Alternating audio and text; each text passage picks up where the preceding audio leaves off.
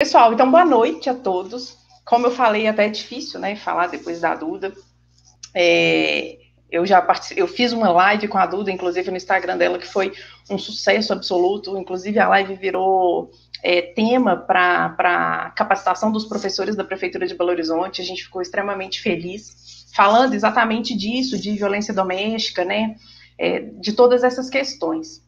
Gente, depois de tudo que a gente conversou, depois do que a Duda disse, né, a Duda voltou a fala dela para os dados que envolvem, né, as transexuais e travestis. A Cida fez toda a história, né, que se desenvolveu o patriarcado no Brasil. E hoje, como que é isso hoje? O que a gente tem de dado? A gente melhorou? A Cida mencionou alguns avanços que a gente teve. Mas e aí? Essa violência contra a mulher, como ela está hoje em dia?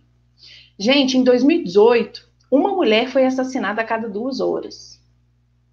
A cada 4 minutos, uma mulher é agredida no Brasil. E a violência doméstica é a principal causa de morte e deficiência entre mulheres de 18 a 45 anos.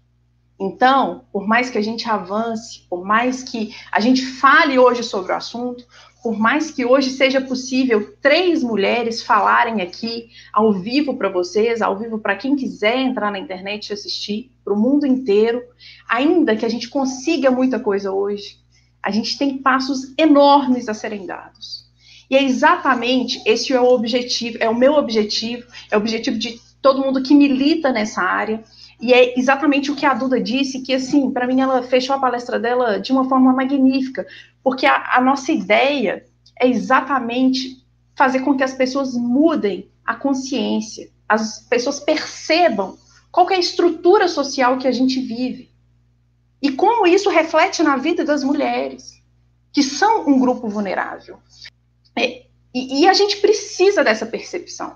A gente não consegue falar de violência doméstica, a gente não consegue nem iniciar o assunto se a gente não tiver essa percepção dessa estrutura social e cultural.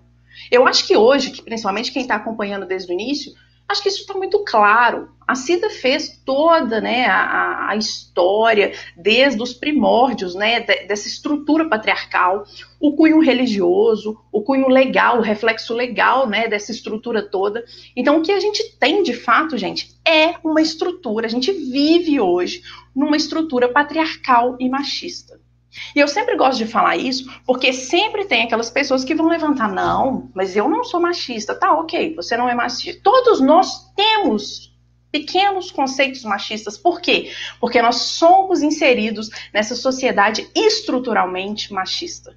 Então, isso reflete em todos nós. E é essa percepção que a gente tem que ter, porque a partir do momento que a gente tem essa percepção, a gente consegue mudar. A gente consegue mudar a nossa consciência, a gente consegue mudar as nossas atitudes e a gente consegue ter um olhar diferenciado para tudo que vive. Então, o que eu ia dizer é o seguinte, que tem gente que diz, né, mas isso é papo de feminista, né, não há machismo, não há isso, não há aquilo. Eu acabei de falar com você, gente, dados do mapa da violência, são dados oficiais. Então, ser crítico é uma coisa. Agora, falar em verdades, isso acaba sendo, né, um desrespeito com quem estuda o tema, com quem milita sobre o tema e principalmente com quem é oprimido, quem sofre as agressões oriundas dessa estrutura patriarcal e machista que a gente vive. Na nossa sociedade, pessoal, a mulher ela acaba sendo vista, né, aí usando, né, até um famoso termo da Simone de Beauvoir, ela fala que a mulher acaba sendo vista como um espelho do homem. A mulher, gente, hoje, isso é hoje ainda, a gente está falando em 2020, hoje ainda a mulher, ela é vista como um espelho do homem, ela não é vista como ela própria. É claro que a Simone disse isso há muitos anos atrás, mas essa carga ainda existe, essa carga ainda é presente na nossa sociedade. Então, a gente está ganhando espaço. E é por isso que eu sempre gosto de falar para as mulheres, para os homens, para os meus alunos. Nas aulas, vocês sabem que eu fico doida nas discussões com vocês, porque eu tento mostrar isso para vocês e dizer que as mulheres podem, como foi o tema da palestra da Duda, lugar de mulher é onde ela quiser. Então, a gente precisa se empoderar, as mulheres precisam principalmente conhecer os direitos que elas têm, porque a partir do momento que uma mulher se empodera, ela empodera outras mulheres, e aí sim a gente vai ter uma transformação social. Aí sim, essa estrutura social patriarcal e machista que a gente vive, ela vai começar a mudar. É claro, a gente viu, a Cida disse, muitos avanços foram feitos, mas ainda há muito o que se caminhar, há muito o que se mudar. Porque na nossa sociedade, como está aí no último tópico da tela, existe, gente, uma cordialidade com essa violência. É normal a mulher apanhar. Eu tenho certeza que todo mundo que está assistindo a gente conhece pelo menos uma pessoa que já sofreu algum tipo de agressão. Sempre, eu falo com meus alunos que Maria da Penha é um assunto que todo mundo tem que saber, se vai atuar na área penal ou não. Por quê? Porque sempre vai chegar alguém com uma dúvida. Sempre vai chegar alguém questionando alguma coisa. Ah, mas você sabe como que funciona isso? Tem que ir na delegacia, posso retirar a queixa? A gente vai falar disso daqui a pouco, mas enfim, vocês precisam ter essa noção como operadores do direito. E isso, gente, é mais um reflexo do quê? Da realidade, dessa estrutura social e dessa estrutura patriarcal que a gente vive. Então, eu repito, gente, a gente precisa trabalhar com a prevenção dessa violência. Porque eu, por exemplo, como delegada de polícia, que estou delegada de polícia há quase 8 anos, eu atuo após o cometimento do crime. Mas a gente precisa frear esse cometimento do crime. E é por isso que a gente precisa atuar antes que ele aconteça. E eu sempre falo isso. A gente precisa de fazer um trabalho de prevenção. E o ponto inicial dessa prevenção é entender a estrutura social que a gente vive, conseguir perceber a realidade que a gente vive, que é essa realidade onde a mulher é agredida, onde a mulher ela é morta simplesmente pelo fato dela ser mulher. Assim como os negros, né? A gente teve aí semana passada, né, na sexta-feira, o Dia da Consciência Negra. E por que é tão importante essas lutas? É tão importante a defesa desses grupos vulneráveis, como os transexuais, que a Duda acabou de pontuar, né? Infelizmente, dados horrorosos, dados assim que chocam a gente de fato. E por que a gente precisa brigar? Porque tem um desequilíbrio, gente. Há um desequilíbrio na balança. A Cida disse isso, quando a gente fala o feminismo, a gente não quer uma superioridade, a gente, pelo contrário, a gente quer uma igualdade, a gente não quer nenhum tipo de discriminação baseada em gênero, a gente não quer apanhar porque a gente é mulher, a gente não quer morrer simplesmente porque você é mulher. Então, isso precisa mudar. E o que acontece, gente? Como que é essa violência? Como que essa violência acontece? Meus alunos já devem ter ouvido, quem já ouviu alguma palestra minha também. Existe uma coisa chamada ciclo da violência. Fruto dessa estrutura patriarcal toda que eu venho falando, que a Cida disse, e a Duda também, existe um ciclo de violência onde é comum se agredir a mulher. Como eu disse, há uma cordialidade com aquele homem que agride. Mas ela provocou. Quem já escutou isso? Mas ela gosta de apanhar. Esse gosta de apanhar me arrepia, porque não existe quem goste de apanhar. Há uma estrutura por trás da violência doméstica. Há uma estrutura que a mulher que aceita apanhar, às vezes ela não tem para onde ir. Ela não tem a casa dos pais dela para voltar. Às vezes ela tem 3, 4 filhos que, se ela for embora, ela não sabe como ela vai sustentar. Então, antes de qualquer pessoa virar e falar ela gosta de apanhar, a gente tem que ter muito cuidado e entender toda a estrutura social que está por trás disso. Mas, enfim, focando aí nessa tela que eu trouxe para vocês, como é esse ciclo dessa violência? Há um aumento de tensão que a gente chama. É aquele relacionamento, pessoal, em que as pessoas começam a ficar preocupadas, elas têm medo de falar alguma coisa. Sabe aquele clima pesado entre o casal? Um medo ali da mulher de dar qualquer bola fora e acontecer alguma coisa. Enfim, é isso que a gente chama desse aumento de tensão. E após esse aumento dessa tensão, vem um ataque de fato violento, às vezes criminoso, na maioria das vezes criminoso, que aí a gente vai estar falando de agressão física, de uma agressão moral, uma violência sexual. Então, há de fato uma violência, um ataque violento. E o que acontece depois disso? Acontece uma lua que a gente chama de lua de mel. É aquele homem que acabou de espancar a mulher, ele vai lá e leva flores para ela. Fala, eu perdi a cabeça. Eu não queria que as coisas acontecessem assim. Se você não fizer isso de novo, isso nunca mais vai acontecer. Você me perdoa. E vira aquele melhor homem do mundo, aquele marido, aquele companheiro, aquela coisa assim, perfeita. Então eles vivem essa fase de lua de mel, né, onde está tudo lindo, tudo maravilhoso, até voltar novamente o aumento dessa tensão. E qual que é o objetivo? É exatamente quebrar esse ciclo, gente. É empoderar as mulheres a ponto delas perceberem que elas não precisam aguentar esse ciclo violento. Não adianta ficar, porque isso vai voltar a acontecer. A chance de quem foi agredido uma vez voltar a ser agredido é muito grande. Então é preciso que as mulheres se sintam empoderadas por outras mulheres, por elas mesmas, por apoio das famílias, para que esse ciclo seja quebrado e ela consiga voltar, né, a viver, de fato, longe desse relacionamento abusivo. E aí, gente, vem a grande questão que muitas vezes, até em conversas mesmo com as alunas, né, as mulheres falam, mas como que a gente vai perceber que eu vivo num relacionamento abusivo? Como que eu posso perceber isso? E a pergunta contrária também para os homens que estão nos assistindo. Será que eu sou abusivo com a minha companheira? Será que eu sou abusivo com a minha namorada? Porque se eu disse que a gente está inserido numa sociedade patriarcal, né, e machista. Se a gente vive essa sociedade, muitas vezes, todos nós, né, os homens principalmente, acabam repetindo comportamentos, repetindo falas que são inseridas estruturalmente, que você escuta desde que você é pequena, que mulher tem que comportar, que mulher tem que sentar bonitinha.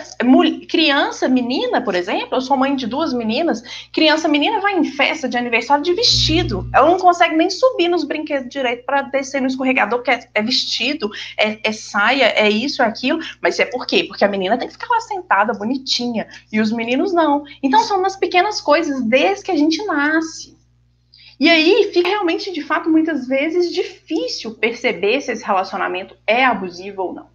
E a violência doméstica, ela, na grande parte das vezes, ela se origina desse relacionamento abusivo. Então é por isso que as mulheres, né, que estão em um relacionamento, ou até mesmo um relacionamento familiar, dentro de casa, vendo, por exemplo, a relação com o irmão, a relação com o pai, é preciso que você fique atenta o tempo todo para verificar se aquilo está passando dos limites, se aquilo ali já passa a ser um abuso.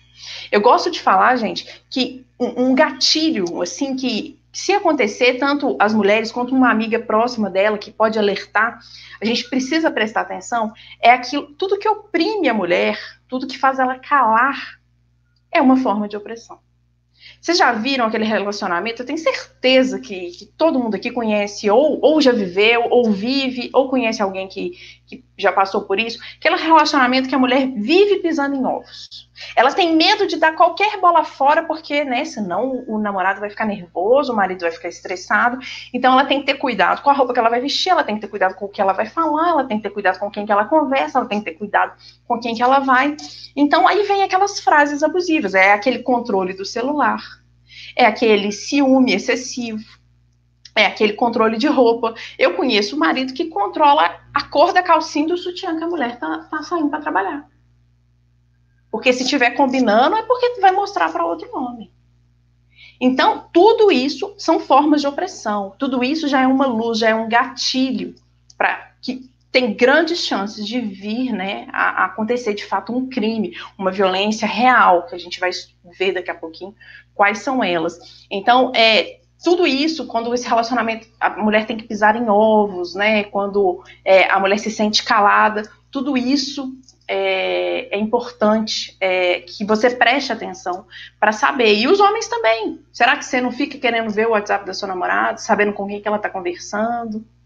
Ciúme, gente, é uma coisa. Mas a partir do momento que esse ciúme interfere ali na esfera da mulher, na liberdade dela, isso aí já pode até mesmo, dependendo da situação, configurar um crime. Então, isso é sim um relacionamento abusivo. Então, vamos criar esses relacionamentos saudáveis. Vamos deixar muito claro para os companheiros e para as companheiras qual tipo de relacionamento a gente deseja, para que a gente não venha ser mais uma vítima de violência doméstica no Brasil. Bom, vamos falar então da Lei Maria da Penha. Gente, a Lei Maria da Penha, eu acredito que todo mundo aqui conhece a Lei Maria da Penha. É uma lei que caiu de fato no gosto popular, é uma lei que grande parte da população conhece. às vezes não conhece o número, né? Os operadores do direito sabem que é a Lei 11.340, mas a Lei Maria da Penha todo mundo sabe, porque todo mundo, inclusive, tem medo, né? Ah, você vai ser preso pela Lei Maria da Penha. Inclusive, isso é um argumento muito utilizado, né, nas brigas, enfim. E essa lei só surgiu por tudo aquilo, por toda aquela luta que a Cida disse, que a Cida falou na palestra dela. Foram anos, né, de violência, anos de submissão feminina, anos da mulher sem voz, da mulher sem direitos, até que chegou um ponto, né, em 2006, acabou sendo, né, um castigo, né, que o país teve após, né, a quase morte da Maria da Penha, né, ela sofreu diversos episódios de violência grave e ela recorreu a cortes internacionais, e o Brasil, né, a condenação do Brasil foi criar uma lei específica para o combate da violência doméstica, que sempre foi uma realidade, né, no país, como eu já venho mencionando para vocês.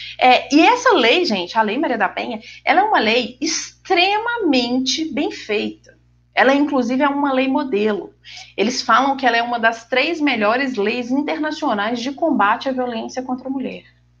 E aí eu pergunto, por que então, se a gente tem uma das 3 melhores leis do mundo no país, por que ainda acontece tanta violência contra a mulher? Por que a Duda mencionou, né, a violência contra os transexuais? Por que eu comecei dizendo, né, sobre aqueles dados do mapa da violência? Por que essa violência existe? Essa é a grande questão. Primeiro, que a gente precisa, de fato, operacionalizar a Lei Maria da Penha. A gente já consegue ter delegacias, por exemplo, de violência contra a mulher em vários municípios, mas não são todos. Então, muita coisa há que ser feita para que ela seja implementada de fato. Mas como a própria Duda disse, gente, adianta a gente ter uma lei? Adianta ter delegacia especializada de atendimento à mulher em todos os municípios de Minas? É claro que isso é um avanço muito grande.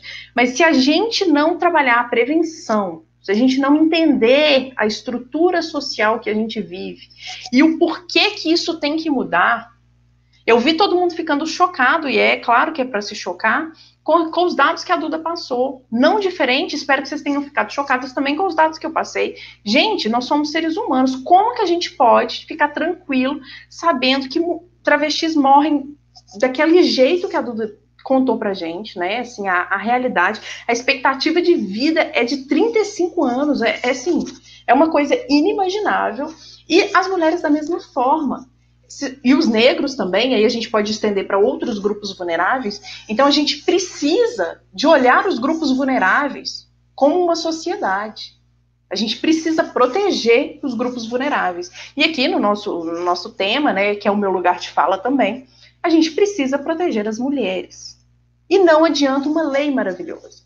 A gente precisa mudar a consciência. Eu volto naquilo que a Duda falou brilhantemente, dessa mudança de consciência, porque é só essa mudança de consciência que vai, de fato, trazer alguma mudança efetiva, né, na nossa sociedade, e esse cenário vai começar a mudar.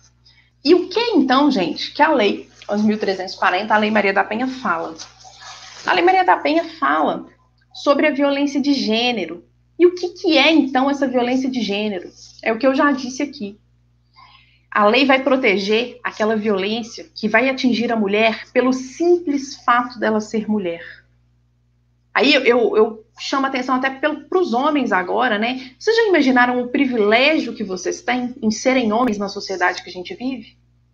Porque vocês podem andar sozinhos na rua. É claro que existe a violência, enfim, mas eu tenho certeza que as mulheres têm muito mais medo de andar sozinhas do que vocês.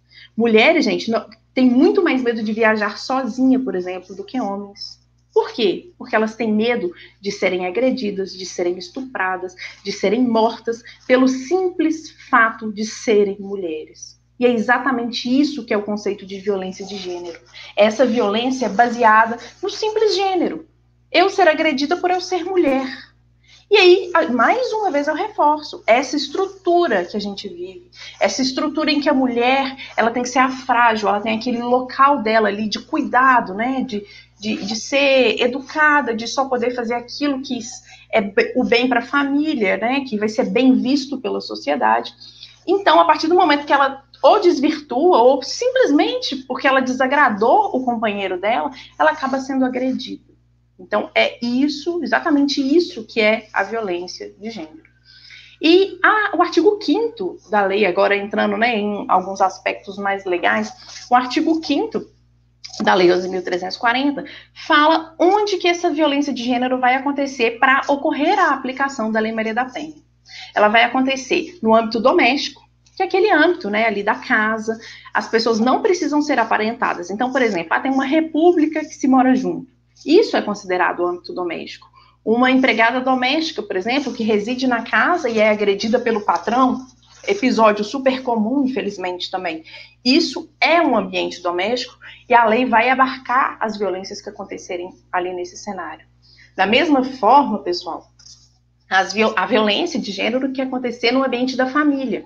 Então, ali o pai, né, o irmão, o tio que agrediu, enfim, que praticar alguma violência contra uma mulher, também vai responder, né, através da Lei 11.340, com as balizas da Lei 11.340, e nas relações íntimas de afeto. Então, aqui é aquele ficante, aquele namorado, aquele companheiro, aquela pessoa que é casada. Inclusive, tem tantos casos de pessoas assim, casadas há 30, 40 anos, que começou a sofrer violência, enfim, ninguém tá livre, né? Nenhuma mulher tá livre dessa violência, tanto relacionamentos longos, quanto aqueles relacionamentos que a pessoa encontrou com a pessoa ali pela primeira vez e já aconteceu um episódio de violência. Então, nesses 3 âmbitos, são os âmbitos, né, em que o artigo 5º da lei menciona em que quando essa violência acontecer, né, nesses recintos, nesses ambientes, ela vai ser abarcada. Aqui, pessoal, não passou não. Não, passou, agora passou. Aqui eu gosto de chamar a atenção para todo mundo, até mesmo para os operadores do direito, para os estudantes, porque quando a gente fala em violência doméstica, a gente tem a impressão, não sei, ficou assim, principalmente o pessoal leigo, a grande maioria acredita que a gente só pode falar em violência quando essa violência for física, quando deixar marca, né, quando houver de fato aí uma lesão corporal, que o pessoal que já estudou Direito Penal 3 sabem aí direitinho o conceito de lesão corporal, tenho certeza.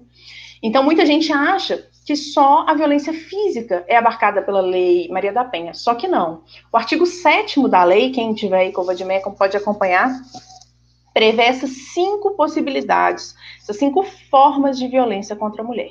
É claro que a mais comum e a mais característica, mais fácil, né, da gente perceber é a violência física, que é aquela agressão, né, aquela vias de fato, aquilo que de fato, também mais uma vez, quem já estudou Direito Penal 3 sabe aí a diferença de lesão corporal e vias de fato, não vou entrar nesse detalhe porque senão a gente vai se alongar demais, mas enfim, essa violência física é uma violência, é o chute, é o soco, é o murro, é o empurrão, é o puxão de cabelo.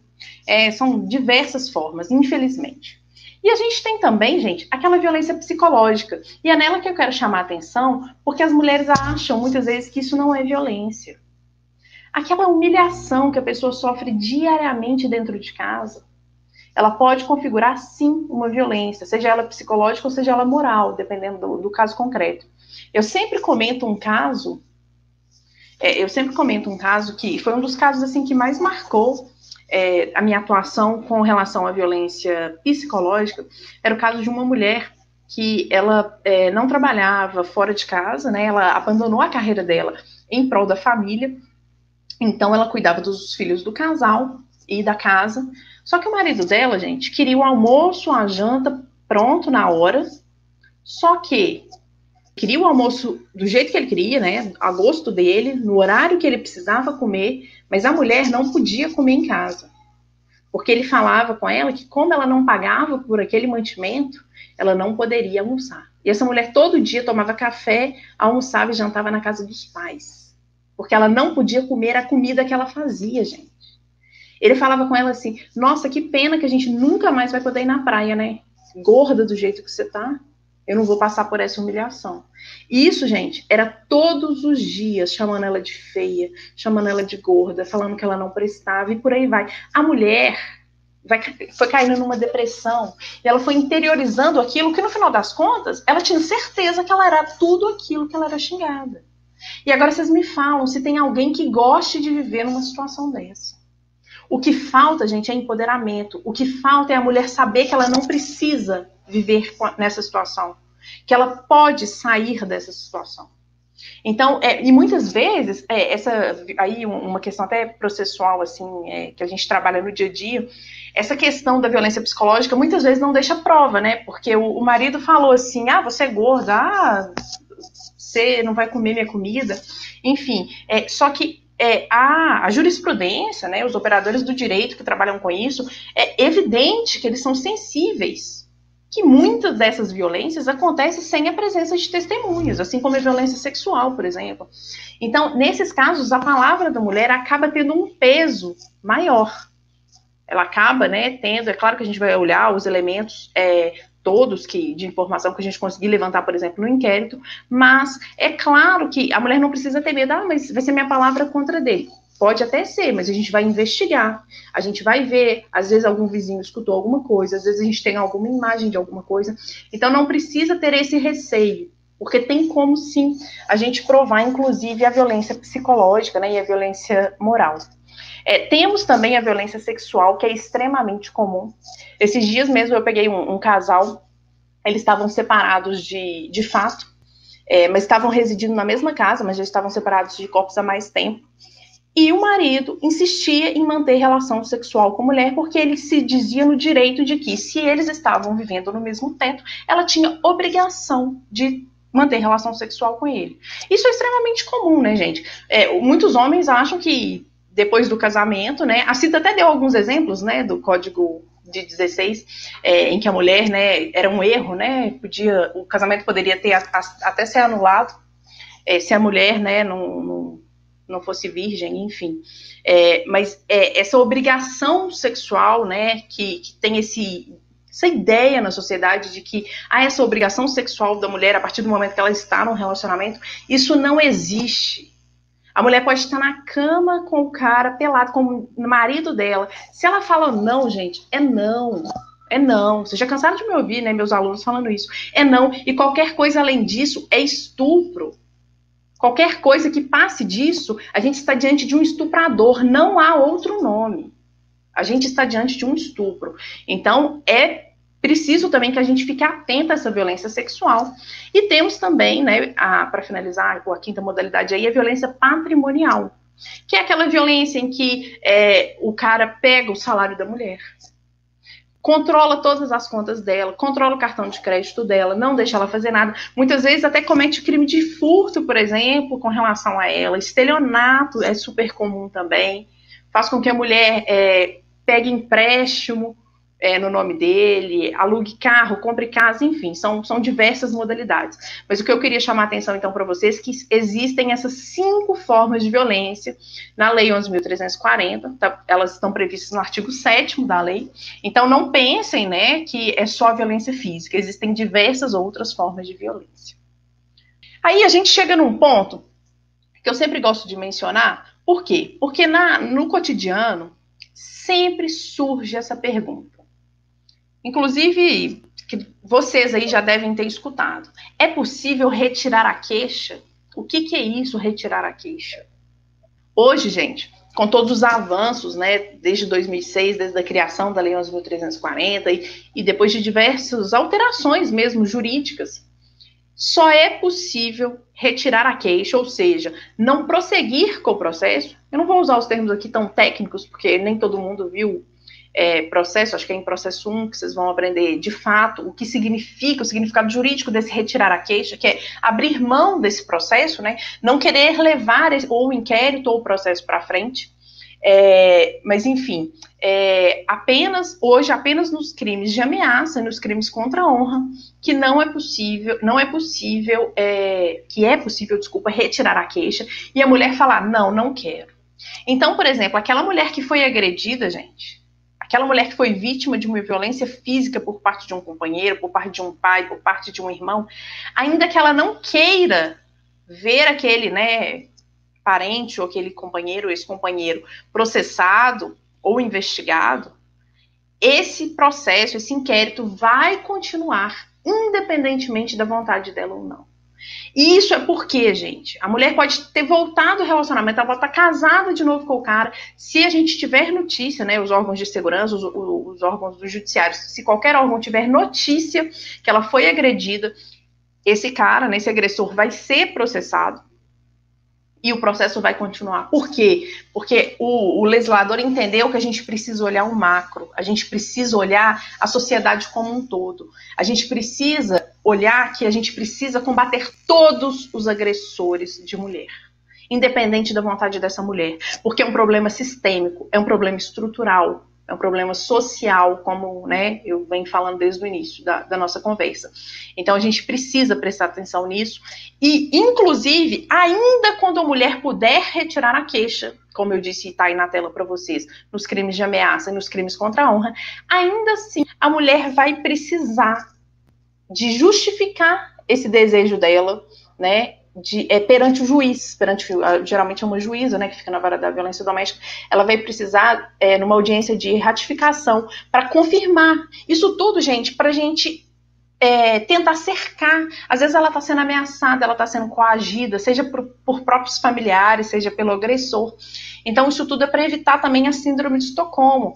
Não sei se já ouviram falar, é um termo usado, né, na psicologia, que a mulher ela acaba se apaixonando pelo agressor. Tem quem assistiu La Casa de Papel, né, tem até a Estocolmo, porque ela de fato se apaixonou por um sequestrador, né, foi viver com ele depois, mas enfim, essa síndrome de Estocolmo é isso, e ela é muito comum na violência doméstica, porque não é um desconhecido o agressor.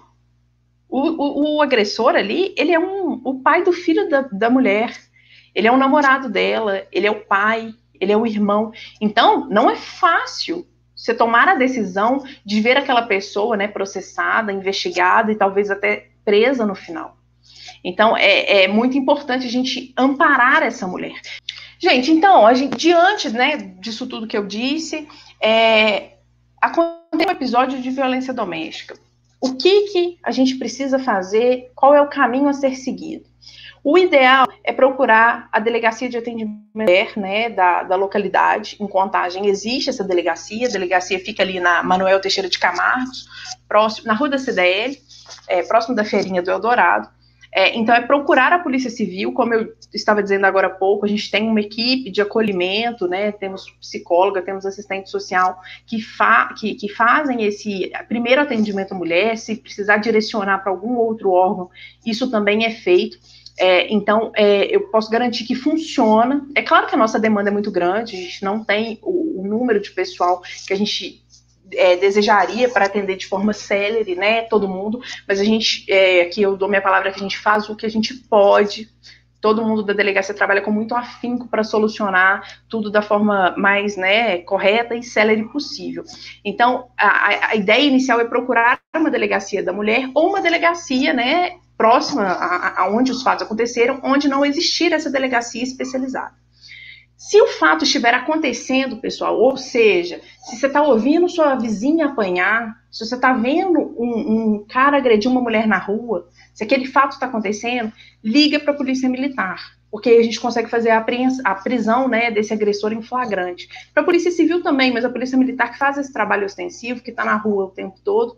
Então, o ideal aí, nesse caso, seria acionar a Polícia Militar. E, em último caso, fazer a denúncia, né, através do 181, a gente também apura, mas o ideal mesmo seria ou acionar a Polícia Militar e a Polícia Civil. E para finalizar, pessoal, o que eu queria trazer, né, além de compreender um pouco dos aspectos, né, legais, vocês como operadores do direito, da Lei 11.340, é dizer que o silêncio, ele é cúmplice da violência. Tem, inclusive, uma campanha que eu estou participando da Polícia Civil, que o tema dela, o slogan dela é "O silêncio também mata". E mata de fato. Então, é por isso que não existe isso de em briga de marido e mulher não se mete a colher. Existe sim. Existe, a gente tem que meter a colher sim, porque só com a ação, né, de todas nós, né, eu falo que nós mulheres e homens, nós como sociedade, que a gente vai conseguir mudar esse cenário. Então não adianta todo mundo ouvir, achar legal e falar, realmente, eu consigo visualizar uma estrutura patriarcal, uma estrutura machista. Não adianta se a gente ficar parado. A gente precisa ter essa consciência de mudança. É quando você vê uma mulher apanhando na rua, você ligar para o 190, ao invés de falar, eu não vou me meter nisso. Porque um dia pode ser você que está precisando. Porque nenhuma mulher, no padrão social que a gente tem hoje, na estrutura social, nenhuma mulher está isenta de sofrer violência doméstica. Ou violência, né, em geral, pelo simples fato de ser mulher. Então, nós precisamos nos unir como sociedade para que esse cenário mude, para que a gente tenha essa consciência, e é essa consciência, como a Duda disse, é somente essa consciência que vai conseguir transformar e mudar a nossa sociedade. E é isso que a gente quer, porque a gente não quer que mulheres morram simplesmente pelo fato delas serem mulheres. É isso que eu queria falar com vocês. Eu estou à disposição para qualquer dúvida. Quem me acompanha no Instagram, eu geralmente posto notícias, né, e, enfim, comentários, podem me acionar por lá também, porque o meu objetivo é realmente empoderar outras mulheres, é levar esse conhecimento, porque o conhecimento é poder, né, a partir do momento que as mulheres entenderem que elas não precisam sofrer nenhum tipo de violência, elas, né, e todas nós vamos mudar esse cenário e a gente vai conseguir fazer uma sociedade muito mais justa, muito mais igualitária e muito menos violenta, né. Então é isso que eu tinha para dizer, espero que vocês tenham gostado, espero que tenham conseguido, né, clarear um pouco o que é a Lei 11.340.